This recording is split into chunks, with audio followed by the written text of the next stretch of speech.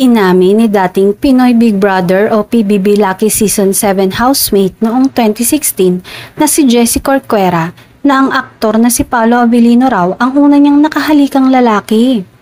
Sa latest episode ng Fast Talk with Boy Abunda nitong Martes, October 8, kinumusta ni Boy ang first kiss ni Jessie kay Paolo.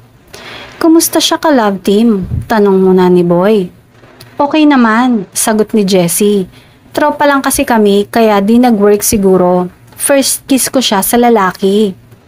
Till now naman magkaibigan kami at isa umano siya sa tagahanga ng Kim Pao Love Team ngayon ni na Paolo Abilino at Kim Chu." Follow up naman ni Boy na tila namangha, "Kumusta?"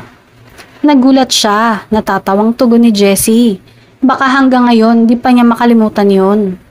Taray talaga. Hirit pa niya habang nagpe-play ang lumang video clip ng kissing scene nila ni Paolo sa LED screen.